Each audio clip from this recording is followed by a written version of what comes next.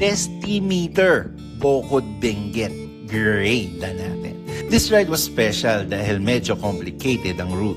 Organized by FJ Moto Enduro, Silencio Expeditions at mga batikang adventure riders sa Pilipinas.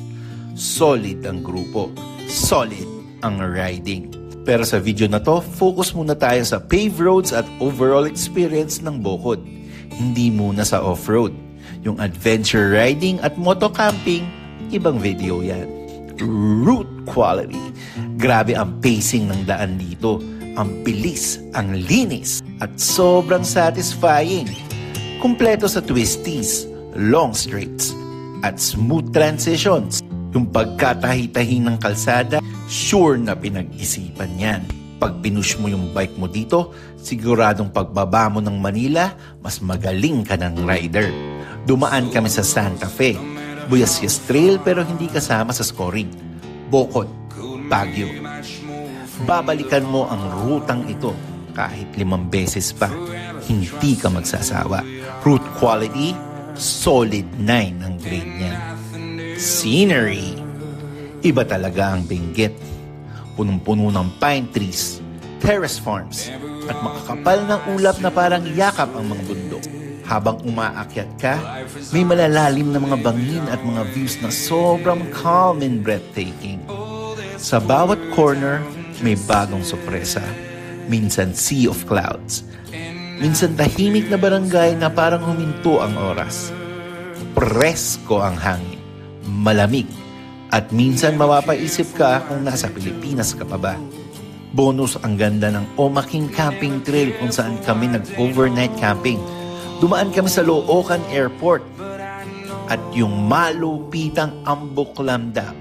Tingnan mo naman yan. Scenery, easy 9.5. Accessibility and traffic. Mahaba ang biyahe, oo. But flexible ang route. Pwede mong i-modify o i-custom depende sa trip mo. May 1 o 2 busy cities kaming dinaanan na may traffic pero flowing at understandable given na mahaba ang ride. Overall, smooth pa rin. Accessibility and traffic, 8.5. Food and stopover, hati ang score dito. Pag nasa bundok ka na, limited ang cafes at the waiter na restaurants. Meron siguro kung magre-research ka.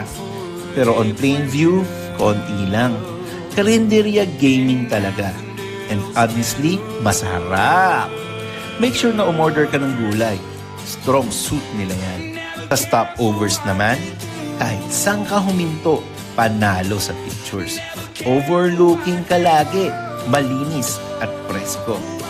Score natin dyan, stopover 8, food 6. Kaya food and stopover average 7. Value. Sulit ang Bukod Benguet para sa akin. Yung calm at peace dito, hindi mo makukuha sa Metro Manila. For the price of gas, murang pagkain sa mga hindi maselan.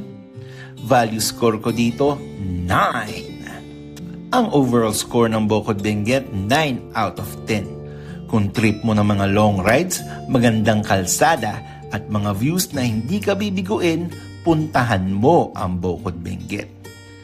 Renta Moto Manila. Big bikes, right road.